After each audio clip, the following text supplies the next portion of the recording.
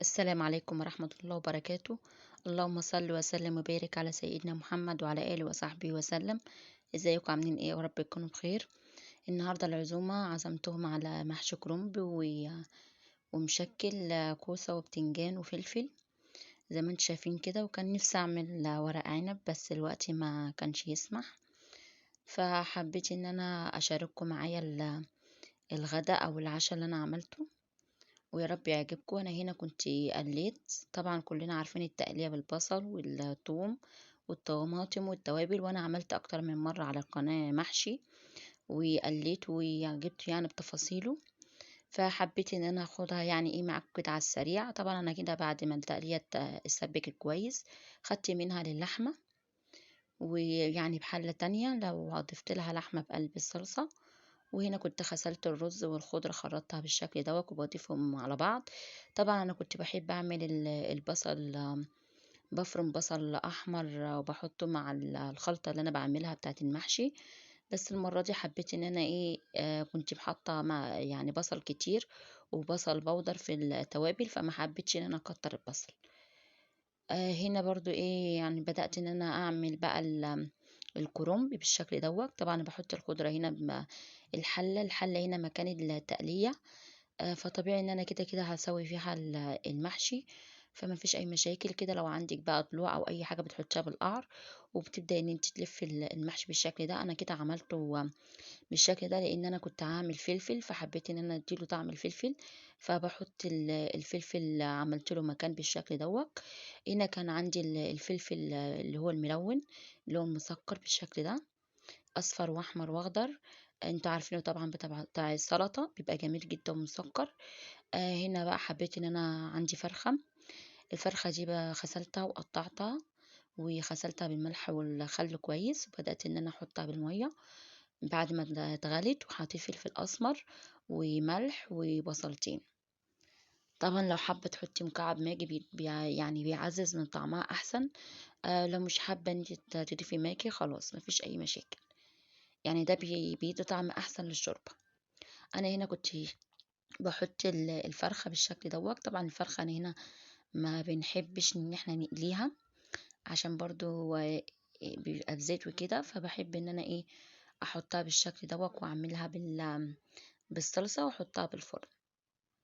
هنا بقى كانت معايا الفرخه بالشكل دوت طلعت، ومعايا هنا بقى مغرفة صلصة وبحط عليها مكعب ماجي وبقلبها مع ندعة زيت، وبعد كده بدهنها كويس واحطها بالفرن على درجة حرارة 180 من على الشعلة من فوق. ولما بتحمر معايا بتديني طعم اللي هي ايه مشوية، او طعم بيبقى كويس احسن من القلي، وبنفس الوقت تبقى طرية معايا ما تبقاش ناشفة. انا هنا كنت حطيت المكعب الماجي وبحاول ان انا اقلبهم ببعض، وبعد كده ادهن الفراخ.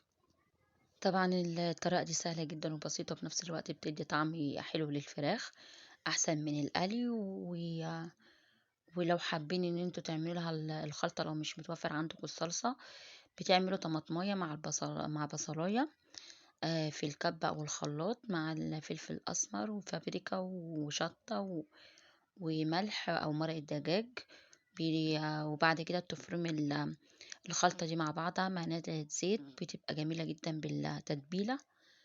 وده كان يعني ايه سيبتها بالفرن بقى هنا تحمر براحتها، وكان معايا هنا الكوسة والبتنجان مقوراه وعملت الكوسة بالشكل دوت. وطبعا انا خدت الحشوة اللي كانت في الكوسة، وببدأ بقى ايه ان انا احط لها توابل هنا فابريكا ومعلقة شطة وملح وكمون وكزبرة، وبقلبهم بالشكل ده بقلب بعض، لان الحشوة ديك لو حابة برضو ان انت تحطي لها بصل مفروم وطماطم وبعد كده بعد ما يستوي وحبيتي ان انت تاكليها بعيش ناشف او بيبقى ليها طعم مميز وطعم يعني حلو، بدل ما ترمي الحشوة بتاعت الكوسة، لو عملتيها بالطريقة دي هتكون اجمل.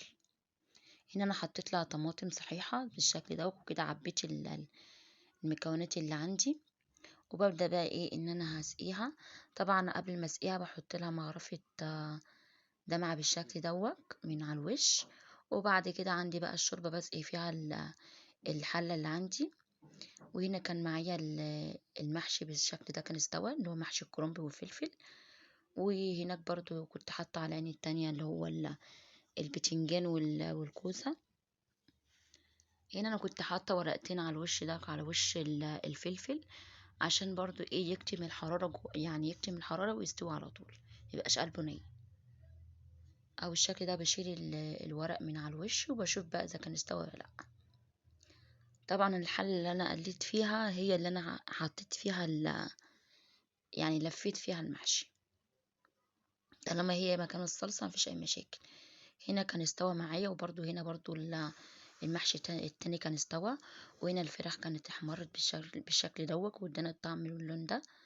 ويا رب يكون الفيديو النهارده عجبكم، وما تنسوش بقى تدوسوا لايك وفعلوا الجرس لو انت جديدة في القناة. ما تنسوش تشتركي في القناة وتفعلي الجرس، وتدوسي لايك وتعليق او كومنت جميل منكم. والسلام عليكم.